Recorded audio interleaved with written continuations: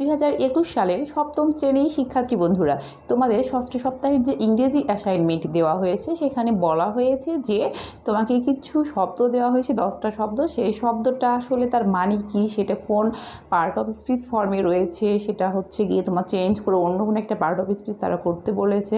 আবারও সেখানে নতুন একটা সেন্টেন্স তৈরি করতে হবে। ইভেন তুমি যে ওয়ার্ডটা খুঁজেছো, আসলে কোন ডিকশনারি থেকে তুমি ওয়ার্ডটা পেয়েছো সেই ডিকশনারির নাম, পেজ সহ উল্লেখ করতে হবে। তো শিক্ষার্থী বন্ধুরা, তো এটা কীভাবে তুমি করবা, চলো তোমার জন্য আমি একটা জাস্ট উত্তর করে রাখছি যে আমরা এই সিস্টেমে করব, পরবর্তীগুলো তোমাকে অবশ্যই আমি বুঝিয়ে দিব। তো দেখে নাও, ফার্স্ট ওয়ান আছে রিকল। তাহলে তুমি যেভাবে করবা সেটা হচ্ছে প্রথমে রিকল লিখবে, ঠিক আছে? রিকল লেখার পর এটার মানেটা কি, আসলে মিনিংটা এবার আমরা দিয়ে দিব যে স্মরণ করা। তুমি চাইলে এখানে রিকল দ্যাট মিন স্মরণ করা দিতে পারো, কিন্তু যেহেতু আমরা অ্যাসাইনমেন্ট লিখছি এটা একটু সুন্দর করে আমরা গুছিয়ে লিখবো। হ্যাঁ, রিকলের অর্থ হচ্ছে কি স্মরণ করা। আচ্ছা, স্মরণ করাটা একটা কোনো নিশ্চয়ই কাজ, তাই না? স্মরণ করা একটা কাজ, সো এটা হচ্ছে ভার্ব। আবার রিকলকে কিন্তু নাউনও বলা হয়। হ্যাঁ, তোমার হচ্ছে গিয়ে কোনো কিছু পুনরুদ্ধার এরকম ক্ষেত্রে তোমার নাউন হিসেবেও কাজ করে। এটা যেহেতু দুটোই হয় তাই আমরা ভার্ব এবং নাউন দুটোই লিখলাম। অনেক সময় ম্যাক্সিমাম ক্ষেত্রে একটা হবে। এরপর তোমাকে দিতে হবে যে কোন ডিকশনারি থেকে দিয়েছো। আমি ফার্স্ট উত্তরটা তোমার জন্য করে দিয়েছি, এই সিস্টেমে করবে। যেমন আমার এটা তো পেয়েছি আমি যে Oxford advance learners dictionary, page number কত, 677। তারপরে দেখো যে এটা অ্যাডজেক্টিভ ফর্ম করতে বলা হয়েছে। তোমার ওখানে দেখবা যে প্রশ্নে লেখা আছে তোমাকে অ্যাডজেক্টিভ ফর্ম বানাতে হবে। তো রিকলের অ্যাডজেক্টিভ ফর্ম হচ্ছে রিকলেবল, যেটার অর্থ হচ্ছে পুনরুদ্ধারযোগ্য। হ্যাঁ, তো একটা সেন্টেন্স এখন তোমাকে করতে হবে। কি দিয়ে সেন্টেন্সটা করতে হবে, এই যে নতুন যে অ্যাডজেক্টিভ ফর্ম আমরা রিকলেবল পেয়েছি, এই রিকলেবল দিয়ে তোমাকে একটা এখন সেন্টেন্স বানাতে হবে। তাহলে দেখো যে হোয়েন হিউম্যানস আর বর্ন, যখন মানুষ জন্মগ্রহণ করে, their brains are not capable of, তাদের ব্রেনটা কি থাকে না, সক্ষম থাকে না, ফর্মিং রিকলেবল মেমোরি, মানে যে পুনরুদ্ধারযোগ্য মেমোরিটাকে স্মরণ করার জন্য। Next one, number 2, erase. Main or দেওয়া আছে ইরেজ, যেটার অর্থ হচ্ছে কি কোনো কিছু মুছে ফেলা। আমরা বলি না যে ইরেজারটা দাও, আমরা এটা মুছে ফেলবো, এরকম কিছু বলা হয় কিন্তু। হ্যাঁ, তাহলে এটার হচ্ছে গিয়ে তোমার মুছে ফেলা, তুমি মিনিং লিখলা। তা এটা কোন ফর্মে আছে, আসলে এটা আছে তোমার, তুমি চিন্তা করো যে ইরেজ মানে মুছে ফেলা, মুছে ফেলছি, আমরা একটা কাজ করছি, তো কাজটা কোন ফর্মে হয় নিশ্চয়ই তোমরা জানো যে কাজটা ভার্ব হয়, তাই না? তারপর তোমার এখানে বলা হয়েছে নাউন ফর্ম করতে। তো ইরেজের নাউন ফর্ম তুমি সহজে দিয়ে দিলা যে ইরেজার। ইরেজার মানে যিনি হচ্ছে মুছে ফেলেন তাকেও কিন্তু ইরেজার বলা হয়, বা যে জিনিসটা দিয়ে আমরা মুছি সেটাকেও ইরেজার বলা হয়। এখন তুমি হচ্ছে সেন্টেন্স তৈরি করতে পারো বিভিন্নভাবেই, যে হ্যাঁ, যে ব্যক্তিটা মুছে, ইরেজার পারসন, সে কী করতে পারে, সব কিছু চাইলে can erase everything, and eraser can erase everything. এই টাইপের তুমি নিজস্ব সক্রিয়তা দিয়ে অনেক অনেক নতুন নতুন সেন্টেন্স তৈরি করতে পারো। আর এটা তুমি অবশ্যই ডিকশনারি খুঁজবা, যে কোন ডিকশনারিতে তুমি পাচ্ছ, সেখানে পেজ নাম্বারটা কত, অবশ্যই সেটা খুঁজে লিখে দিবে। নেক্সট ওয়ান দেখো, 3 নম্বরে হচ্ছে ইন্টেলিজেন্ট। মেইন ওয়ার্ড হচ্ছে ইন্টেলিজেন্ট, যেটার অর্থ হচ্ছে বুদ্ধিমান। আচ্ছা, কেমন গো, খুব বুদ্ধিমান। এই যে কেমন দিয়ে প্রশ্ন করে আমরা যে উত্তর পাই সেটা হচ্ছে কি, আমরা জানি অ্যাডজেক্টিভ।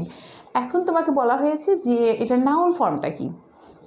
তো ইন্টেলিজেন্ট নাউন ফর্ম হচ্ছে ইন্টেলিজেন্ট, যার অর্থ হচ্ছে বুদ্ধিমত্তা বা তোমার হচ্ছে চতুরতা, যেটা আমরা বলি।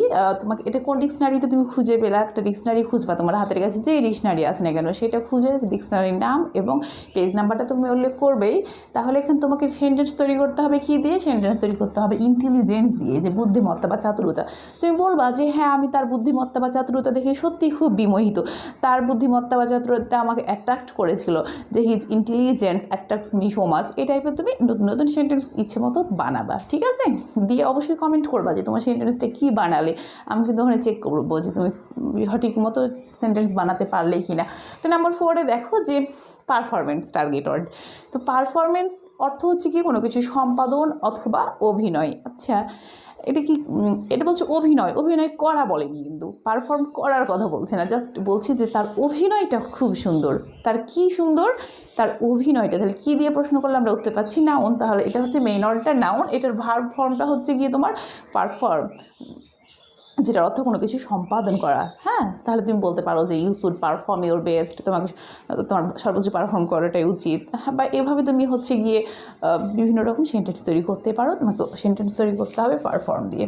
নাম্বার 5 দেখো যে ওয়াইল্ডলি, যেটার অর্থ হচ্ছে বন্যভাবে। বুঝতেই পারছো দেখি যে লি থাকলে কি হয়ে যায় অ্যাডভার্ব, বা বন্যভাবে, কেমনভাবে, বন্যভাবে, তাহলে এটা কি অ্যাডভার্ব। এখানে তোমার অ্যাডজেক্টিভ ফর্ম করতে বলেছে, অ্যাডজেক্টিভ ফর্মটা খুবই মজার, ওয়াইল্ড, যেটার অর্থ হচ্ছে বন্য।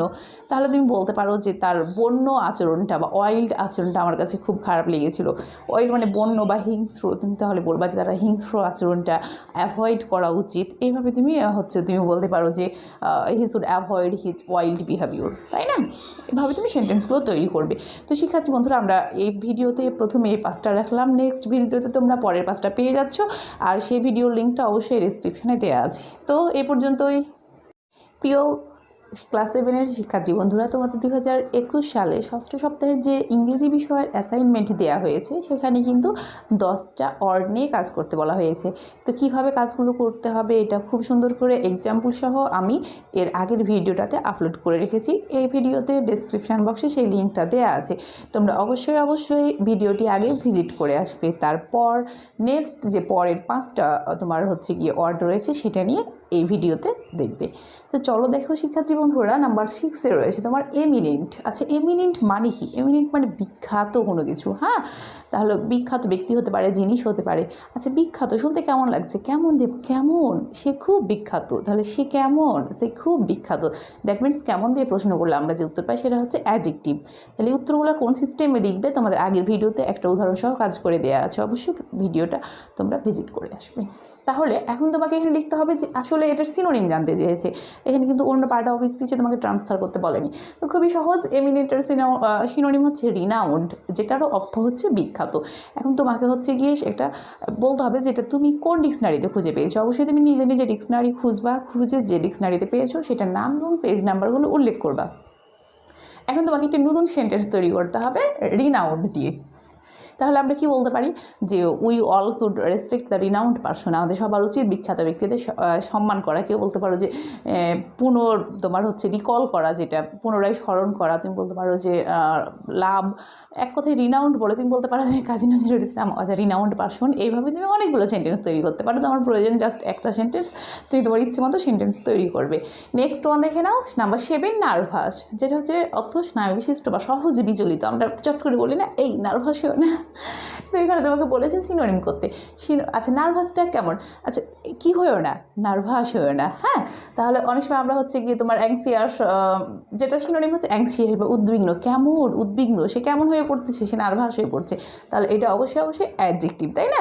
কেমন দিয়ে প্রশ্ন করে আমরা উত্তর পাচ্ছি। তাহলে নার্ভাসটাকে তোমার সিনোনিম অ্যাংসিয়াস দেখে একটা সেন্টেন্স তৈরি করতে হবে। তুমি এখানে বলতেই পারো যে please don't be অ্যাংসিয়াস for everything, প্রত্যেকটা জিনিসের জন্যই কী হয়েও না, অ্যাংসিয়াস বা উদ্বিগ্ন হয়ে উঠিও না।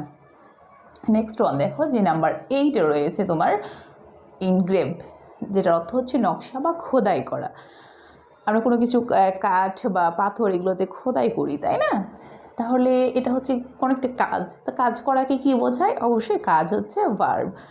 তো দেখো যে এটার নাউন ফর্মটা কি, নাউন ফর্ম করতে বলা হয়েছে সেটা হচ্ছে ইনগ্রেভার মানে যে ব্যক্তি খোদাই করে। তুমি উদাহরণ কি দিতে পারো? খুবই সহজ, যে অ্যান ইনগ্রেভার ক্যান ইনগ্রেভ এভরিথিং, একজন খোদাইকারী সব কিছুই খোদাই করতে পারে। খুবই সহজ উদাহরণ। এভাবে তুমি তোমার ইচ্ছে মতো উদাহরণ তৈরি করতে পারো। নাম্বার 9-এ দেখো যে অ্যাডমায়ার, যেটার অর্থ হচ্ছে প্রশংসা করা। আচ্ছা, কোনো কিছু করা, কাজ করা, প্রশংসা করাই হোক আর কাজ করা হোক, খাওয়া ঘুমা যে কোনো কাজই হোক না কেন, সেটা হলে আমরা জানি যে এটা একটা ভার্ব হবে। হ্যাঁ, আর এটার নাউন ফর্মটা হচ্ছে অ্যাডমাইরেশন। তাহলে আমরা বলতে পারি কি যে তাদের যে প্রশংসা দুইজনের মধ্যে, এটা কি জাস্ট খুব জেনুইন ছিল। হ্যাঁ, যে the অ্যাডমাইরেশন between them was very genuine. তারপরে দেখো শিক্ষার্থী বন্ধুরা, নাম্বার 10, পোভার্টির অর্থ হচ্ছে কি দারিদ্রতা।